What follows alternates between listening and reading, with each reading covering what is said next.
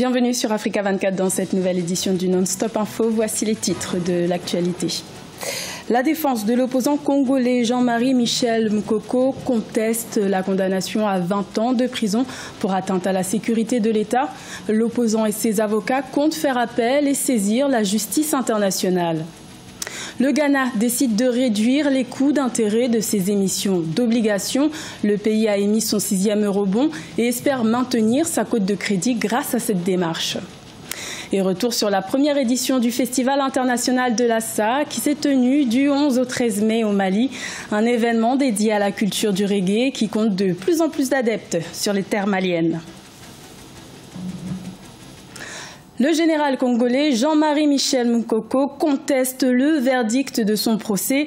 La justice congolaise l'a condamné le 11 mai 2018 à 20 ans de prison pour atteinte à la sécurité de l'État.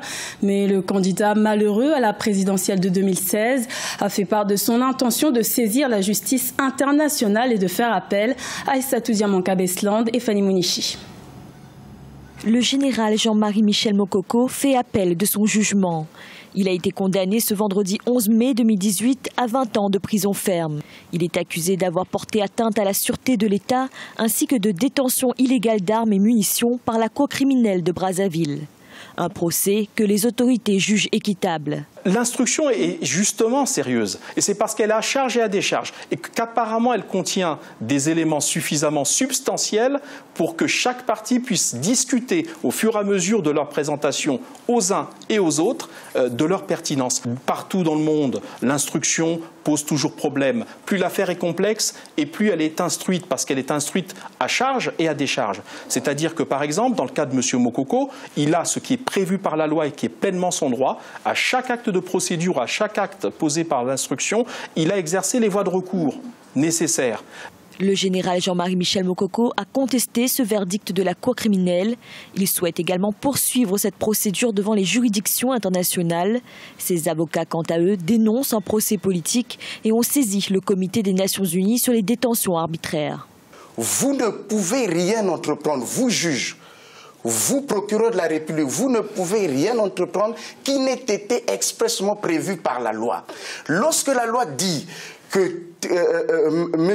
Jean-Marie Michel Moukoko, en vertu des décrets qui produisent pleins et entiers effets, est couvert et protégé par une immunité juridictionnelle, vous constatez que les décrets existent et par conséquent, vous ne pouvez rien faire, peu importe la gravité des faits. Le général Jean-Marie Michel Moukoko avait été candidat à la présidentielle de 2016, élection qu'il avait perdue au profit du président Denis Sassou Nguesso. Et sachez que le politicien de ce mardi 15 mai sera consacré au verdict du procès du général congolais Jean-Marie Michel Moukoko. Une émission à retrouver à partir de 15h30 GMT sur Africa 24. Le Cameroun s'apprête à célébrer le 20 mai la 46e édition de la fête de l'unité nationale, l'occasion de revenir sur l'adhésion du pays à l'Organisation des Nations Unies. C'était le 20 septembre 1960, moins d'un an après son indépendance. Retour sur l'évolution de la diplomatie camerounaise avec Nathalie Mo. Le 20 septembre 1960, le Cameroun faisait son entrée dans le concert des nations avec son admission au sein de l'Organisation des Nations Unies. L'adhésion sur fond de guerre froide mêlée au principe de respect de la souveraineté des États vont guider sa politique étrangère. En effet, les rapports diplomatiques du pays se fondent sur le non-alignement et la coopération internationale.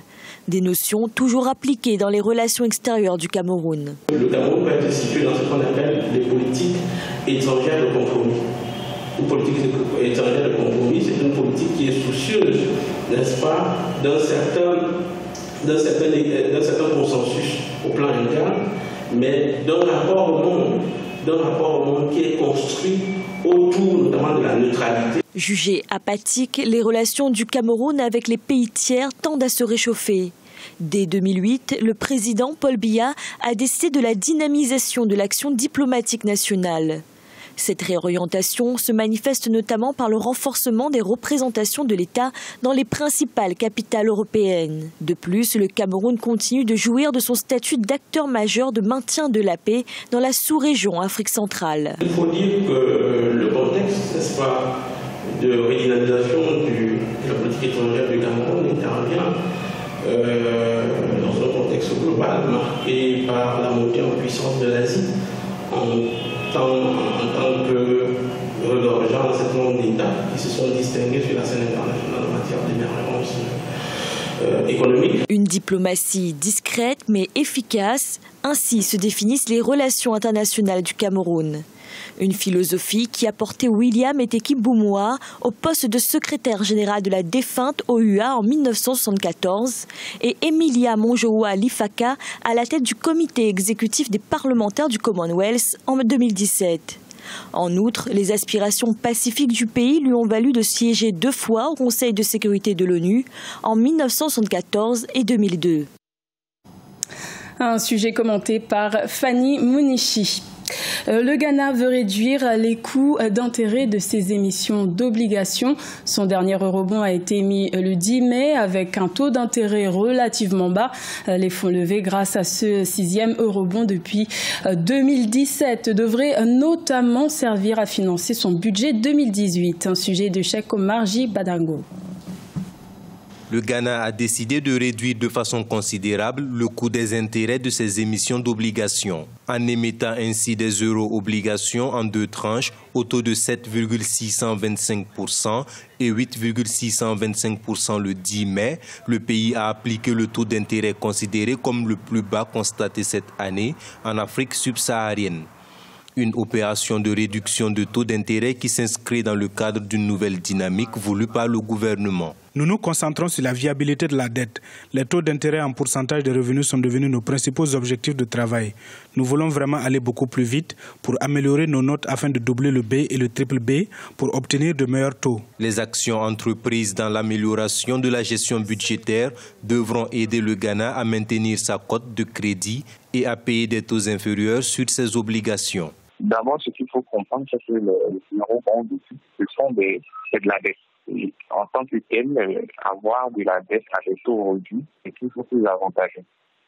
Donc, si le pays a eu à baisser le taux d'intérêt sur ces émissions de situation, c'est parce qu'il sent qu'il y aura un intérêt, il y aura quand même un intérêt pour des prêteurs, et aussi ça lui permettra d'avoir un service de la dette moins important. Les prévisions budgétaires de 2018 montrent que le Ghana vise à réduire son taux d'intérêt à 23% en 2020 contre 29% cette année, alors que le revenu augmente de 38%. La finalisation d'une révision planifiée des données économiques d'ici juin aidera à l'amélioration du ratio de la dette par rapport au produit intérieur brut du pays, qui était de 69,8% fin 2017. Le Mali a accueilli du 11 au 13 mai la première édition du Festival international de Lassa, un village situé au nord-ouest de Bamako et connu pour être un lieu de méditation des adeptes de la culture Rasta depuis 1992, ce qui suscite aujourd'hui l'intérêt des spéculateurs fonciers. Reportage de notre correspondant Mokhtar Baré. Au Mali compte plusieurs adeptes organisés en mouvement. Souvent perçus comme des rebelles, les Rastamans sont parfois marginalisés. 1992, profitant des vents de la démocratie qui soufflent sur le pays, les adeptes de ce mouvement au Mali décident de s'installer hors de la ville de Bamako. Lassa, autrefois un bidonville situé entre la ville de Bamako et la garnison militaire de Kati, va leur servir de cadre d'épanouissement. Comme vous le savez, par rapport aux nombreuses stigmatisations qu'ont souffert les Rastas et par rapport à la méconnaissance totale sur le rastafarisme, je veux dire aussi à l'époque, nous avons décidé de venir un peu par Lassa parce que c'est une zone de collines. Et le colline, ça peut inspirer le maquis. Et le maquis, c'est là où nous nous réfugions. Le reggae étant une musique universelle, Lassa verra plusieurs noms du mouvement y séjourner. Takana Zion de la Guinée, Nati Droué et Manjul Soulitier de la France et bien d'autres y ont vécu. C'est un lieu où je viens me reposer, c'est un lieu où je viens passer du temps, c'est un lieu où vous pouvez écouter de la musique en plein air comme ça en plein après-midi. C'est un lieu qui est aussi empreint de culture malienne et où vous pouvez aller voir des anciens et puis vous asseoir à côté pour juste parler de la vie. Aujourd'hui, le village Rasta de Lassa étouffe.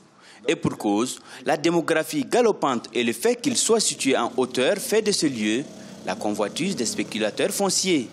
Lassa est prise en otage. Parce que vous voyez moi-même qui suis là aujourd'hui, c'était le coin le plus saboté de Lassa, le plus peureux aussi ou le plus rejeté. Mais aujourd'hui, je n'ai même plus de porte d'entrée chez moi.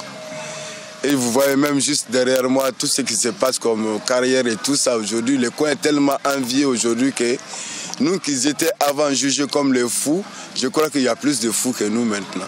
Pour essayer de sauver les meubles, les Rastamen multiplient les initiatives pour sauvegarder la cité. Un festival international du reggae sera désormais célébré à chaque 11 mai de l'année afin que Lassa demeure la cité des héritiers de Bob Marley. Ce journal a été réalisé par l'ensemble de la rédaction. Merci de votre fidélité. Retrouvez dans un instant une nouvelle édition de l'information sur Africa 24.